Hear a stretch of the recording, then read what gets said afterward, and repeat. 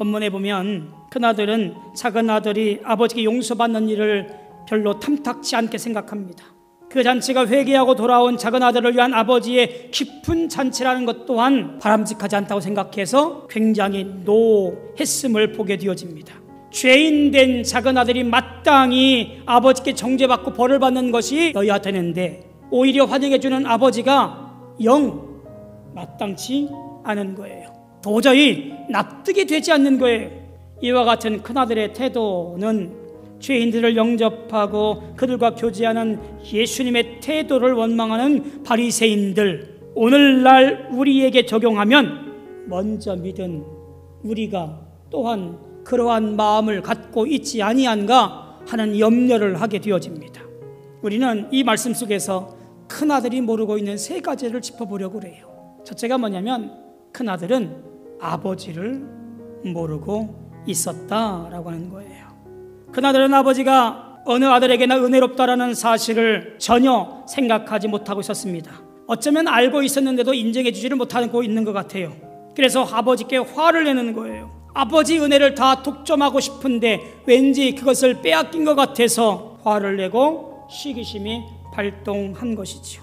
두 번째로 큰아들은 형제를 몰랐습니다. 그래서 30절에 보니까 뭐라고 그러냐면 아버지의 살림을 창녀들과 함께 삼켜버린 이 아들이 돌아오매, 이 아들을 정확하게 번역을 하면 당신의 이 아들이 돌아오매 라고 번역을 해야 돼요. 아버지, 내 동생이 아니고 아버지의 아들이 돌아왔습니다 라고 큰아들이 동생을 부인하는 지경까지 이르게 되어집니다.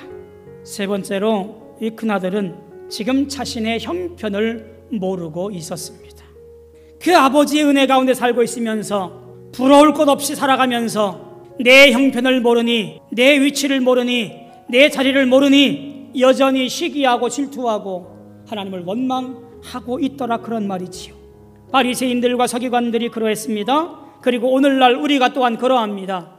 매일 공급하신 하나님의 은혜가 있는데도 불구하고 우리는 그 은혜를 알지 못하여 용서하기는커녕 그를 타박하고 끌어안기는커녕 오히려 시기하고 주 앞으로 인도하기는커녕 오히려 정죄하여 하나님의 뜻을 나몰라라 하고 있는 것이 바로 은혜를 모르는 성도들, 우리들의 모습이지 싶습니다.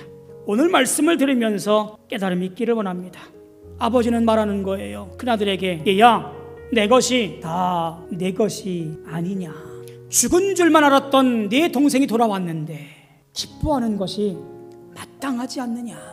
아들아, 내 은혜가 다 내 은혜이지 않느냐. 우리는 나의 힘으로는 도저히 헤쳐나올 수 없는 죄의 구렁텅이에서 하나님의 아들 예수 그리스도를 통하여 죽음에서 생명으로 옮겨 놓으신 그 큰 은혜, 우리는 그 큰 은혜를 받아 누리고 있는 사람들입니다. 믿으십니까? 그런데 우리는 이것을 종종 까먹고 살아가요. 예수님을 알고 은혜를 누리고 있습니다만 이 은혜 앞에 바로 서지 못하며 살아갑니다. 하나님 역사와 섭리 속에서 살아간다고 말하지만 이것조차 전혀 기억하지 아니하고 내 멋대로, 내 생각대로 그저 목이 고든 백성처럼 그렇게 신앙생활하며 살아갑니다. 바라기는 하나님의 은혜를 온전히 깨닫고 돌아와 주의 말씀에 존중하여 주 안에서 믿음의 모습으로 살아가야 될 줄로 믿습니다. 하나님은 이 땅 모든 사람이 구원의 반열에 들기를 원하고 계십니다. 오늘 말씀을 가만히 보면 결말이 없어요. 아마도 예수님의 의도된 마무리가 아닐까 하는 생각이 듭니다.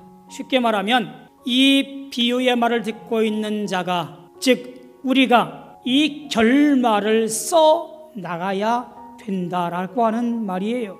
우리가 한번 이 비유의 결말을 만들어 갑시다. 이제부터 하나님과 나를 향한 하나님의 은혜를 바로 깨닫고 형제 자매 사랑하기를 충실히 해나감으로 말미암아 하나님의 놀라운 삶이, 즉 내 것이 다 내 것이라는 복된 삶이 여러분의 삶에 넉넉해지고 충만해지기를 주님의 이름으로 소망하며 축원합니다.